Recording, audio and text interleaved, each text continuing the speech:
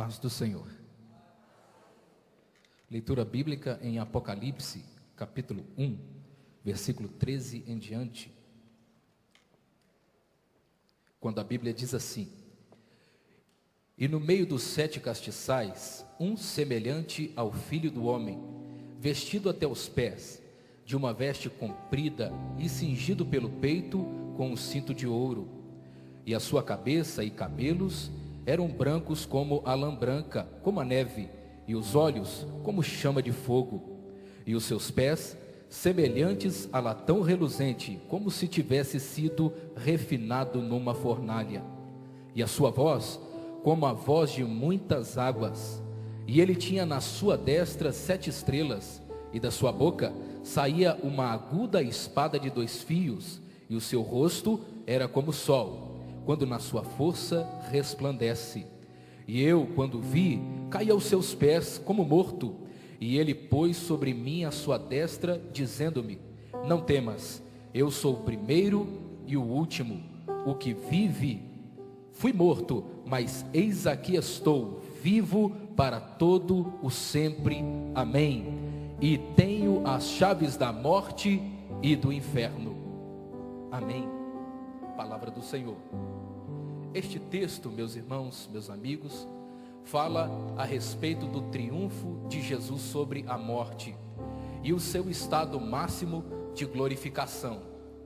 Neste exato momento, o apóstolo João, ele está sendo impactado com o reluzir da glória de Deus que se manifesta diante dele, não como aquele Cristo meigo galileu que ele havia conhecido alguns anos atrás, mas agora a sua imagem reflete tão forte uma luz de glória poderosa que ele não pode resistir e até cai como se estivesse morto. O fato é que ele foi confirmado com a ressurreição suprema de Jesus. A ressurreição de Jesus confirma a nossa fé. A ressurreição de Jesus joga por terra todas as dúvidas de que ele é de verdade o único e verdadeiro Deus. O apóstolo Paulo disse na sua primeira carta aos Coríntios, capítulo 15, versículo 14: Se Cristo não foi ressuscitado, logo é vã a nossa pregação, e também é vã a vossa fé. A nossa fé está construída nos pilares da ressurreição de Jesus. Este firme fundamento nos faz conhecer o nosso Deus como aquele que saiu da sepultura mortal para uma vida eterna que ninguém pode segurar. Veja você que a morte surpreende os homens e muitos deles têm medo dessa tal morte. Até mesmo os grandes conquistadores da história tiveram de se curvar diante da morte. E eu poderia citar Alexandre o Grande. Este homem, no auge da sua glória, foi acometido de enfermidade mortal, febril, com doença irreversível, teve que admitir que não superaria aquilo e logo iria morrer. Mesmo conquistando tantos territórios, mesmo alargando as estacas do seu império, Alexandre teve que chamar os seus 4 generais principais para lhes fazer alguns pedidos, e ele fez 3. O primeiro pedido era para que aqueles generais colocassem no caminho da sepultura toda a prata e ouro que Alexandre tinha conquistado em todo o seu reino. O segundo pedido, fazia-se necessário colocar as suas mãos para fora do esquife, para fora do caixão, abertas para que todos a vejam. E o terceiro e último pedido foi que os 4 principais médicos do seu império estejam então colocados nas 4 pontas do esquife onde ele era levado. Veja você que a dúvida apareceu naquele cenário. Um dos generais o perguntou e ele respondeu o significado dos pedidos. O primeiro pedido significa que todo o ouro, toda a prata que eu ganhei não pode me livrar da estrada da morte. O segundo pedido, mãos vazias para fora, significa que eu vim para este mundo de mãos vazias e sairei dele de mãos vazias, não posso levar nada comigo. E o terceiro e último pedido, os 4 melhores médicos carregando o meu caixão, é para provar para todos que queiram ouvir, que nem mesmo a melhor medicina tem poder sobre a morte. A morte nos afronta, A morte chega a nos envergonhar. Será que existe alguém que tem poder sobre a morte? Eu diria que os homens mais extraordinários deste mundo tombaram diante da morte. Será que um homem surdo, ou quase que totalmente surdo, pode mudar a história da música? E falo de Ludovic van Beethoven, que mesmo com tantas deficiências, foi capaz de desenvolver sinfonias cantadas em todo o mundo. Será que um homem considerado de cérebro oco pode ser um dos maiores ganhadores do Prêmio Nobel da Ciência? Pode ser um dos maiores inventores, detentor de milhares de patentes? Isso aconteceu com Thomas Edison. Expulso da sala quando adolescente, foi chamado de burro, tendo cérebro oco, mas esse foi o inventor da lâmpada elétrica, dentre tantas outras invenções. Mas ainda assim, tombou diante da morte. E será que um homem pode correr mais rápido que um relâmpago? Ayrton Senna do Brasil, no GP de 1991, ele provou este grande feito, quando mesmo com seu câmbio de marcha quebrado, ele foi capaz de passar em primeiro lugar, subiu ao pódio, levantou o troféu e comemorou. Correu sim, correu muito rápido, mas parou no pit stop da vida. Depois de um acidente, ele veio a morrer. E a bandeira do Brasil teve que ser recolhida por um tempo, e todos choraram a sua perda. Veja que os homens mais extraordinários deste mundo se renderam diante da morte. Os seus corpos estão carcomidos em sepultura, e na lápide escrito o seu nome, que ora se esquece, mas o nome do nosso Jesus jamais será esquecido. O nome dele está na sepultura, mas na sepultura continua escrito assim: ele não está mais aqui, ele já ressuscitou, ele triunfou sobre a morte. Jesus, ele nunca desenvolveu uma sinfonia musical, também não precisa. Veja bem essa igreja louvando e adorando o seu nome com belas canções, e se a igreja se calar, os anjos não vão se calar, e lá nos céus eles vão gritar: Santo, Santo, Santo é o Senhor. Jesus Cristo nunca inventou a lâmpada elétrica, também não precisa. Ele é o sol da justiça, ele é a luz do mundo, ele é o Espírito de toda a verdade. Jesus Cristo nunca correu numa McLaren, numa Ferrari, numa Williams, nunca disputou um GP de automobilismo mundial, também não precisa. Ele não precisa de carro veloz, ele anda por cima das águas, ele cruza o céu itinerário. Ele é maior do que o homem, ele é maior do que o planeta, ele é maior do que o universo. Ainda assim, ele consegue morar dentro do meu e do seu coração. Mas quem é este que pode vencer a morte? Quem é este que pode triunfar como rei?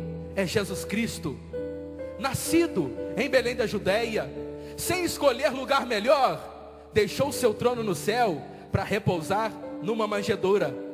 Cresceu, viveu, multiplicou seus milagres, e por conta dos nossos pecados morreu na cruz do Calvário. E alguém poderia fazer festa e dizer: acabamos com o Galileu revolucionário que perturbava a nossa nação. Mas ele voltou triunfante no terceiro dia, a sepultura ficou vazia, e ele apareceu dizendo: a mim é dado todo o poder no céu e na terra. Os seus cabelos ensanguentados e empoeirados agora dão lugar a cabelos mais alvos que a neve. Os seus olhos encharcados de lágrimas agora são olhos reluzentes como o fogo. Os seus lábios rachados pelo sol do oriente agora faz como se fosse uma porta aberta, de onde sai a espada da palavra de Deus, que ora toca o seu e o meu coração. Os seus pés cravejados na cruz agora são pés reluzentes como o latão que sai da fornalha. A sua coroa que furava a sua cabeça, coroa de espinhos, agora é um diadema real. E essa igreja continua coroando o Senhor, dizendo que Ele é Rei, que Ele é Deus, a nossa majestade.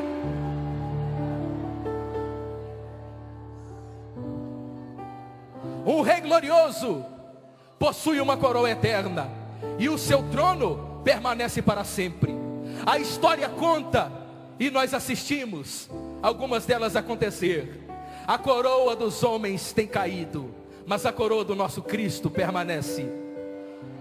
Se a Síria ascendeu, teve de se curvar. Se a Babilônia um dia reinou, teve que perder o seu reinado. E a Pérsia também deixou cair a sua coroa. E o que dizer da Grécia, que chegou rápido? Ela caiu também. E Roma seria indestrutível, Roma seria invencível, mas também tombou em terra. Enquanto isso, o nosso Jesus reina. Ele nunca caiu, a sua coroa nunca se perdeu. Ninguém pode detê-lo, nem mesmo a morte. Ele é vitorioso, ele está vencendo e continua vencendo. E se você quer vencer também, ande com Jesus, permaneça com Jesus, viva com Jesus.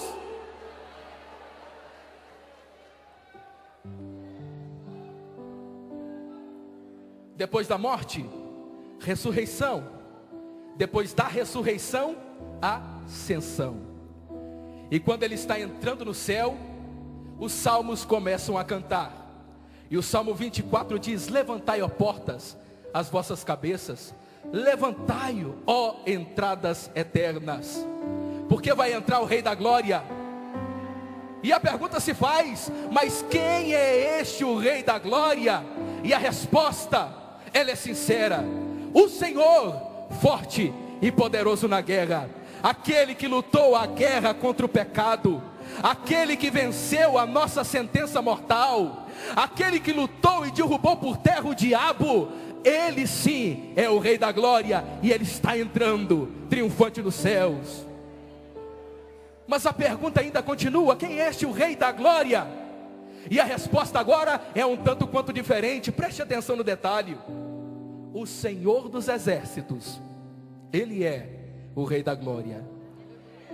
Quando ele entra pela primeira vez, entra como o Rei forte e poderoso na guerra. Mas quando ele entra pela segunda vez, não entra sozinho, entra com um exército. Ele é o Senhor dos exércitos, ele é o Rei da Glória. Esse exército, meu amigo e minha amiga, é essa igreja que se faz a louvar aqui hoje. E se você ainda não se alistou nesse exército, o alistamento está aberto aqui e agora. Quando você entrega a sua vida a Jesus Cristo e anda com Ele, você faz parte deste exército que nunca perdeu nem sequer uma batalha. Ele entra triunfante nos céus, a sua glória aparece e ela abala as nossas estruturas. E a pergunta não quer calar, e a pergunta se faz aqui agora, e a resposta está com você: quem é este o Rei da Glória? Quem é este o Rei da Glória? O que é que você vai responder, meu irmão? Você vai ficar calado? Vai ficar parado? Vai deixar a oportunidade passar? Quem é este o Rei da Glória? E para o carpinteiro, ele é o cedro do Líbano. Para o advogado, ele é a fiel testemunha. Para o juiz, ele é a lei. Para o administrador, ele é o princípio da gestão plena. Para o doutor, ele é a medicina. Para o ourives, ele é a pedra preciosa. Para Adão, ele é o dono do jardim. Para Noé, ele é a arca da nossa salvação. Para Abraão, ele é o Deus de aliança e de promessas. Para José, ele é o Zafenate Paneá, o salvador do mundo. Para Moisés, ele é a sarça que arde em fogo e é a glória que se manifesta no monte Sinai. Para Davi, ele é o nosso pastor e nada vai nos faltar. Para Elias, ele é o fogo que desce no monte Carmelo e é a voz branda no interior da caverna. Para João Batista, ele é o Cordeiro de Deus que tira o pecado do mundo e é também aquele que batiza com Espírito Santo e com fogo. Para Pedro, ele é o Cristo, Filho do Deus vivo, a pedra de esquina. Para Paulo, ele é o imortal, invisível, mas real. Para João, ele é o alfa, é o ômega, é o princípio, é o fim, é a fiel testemunha, o cavaleiro do cavalo branco, o rei triunfante. Ele é o orvalho que nutre uma rosa. Ele é a rosa que enfeita o jardim. Ele é o jardim que ornamenta a campina. Ele é o campo radioso sem fim. Ele é o raio de luz entre as sombras. Ele é a sombra suave e fiel. Ele é o manto azulado do espaço. Ele é o braço que me une ao céu. Jesus Cristo, Jesus Cristo, Jesus Cristo. A Ele a honra, a Ele a glória, a Ele o louvor. Ele é rei, está vivo, aleluia.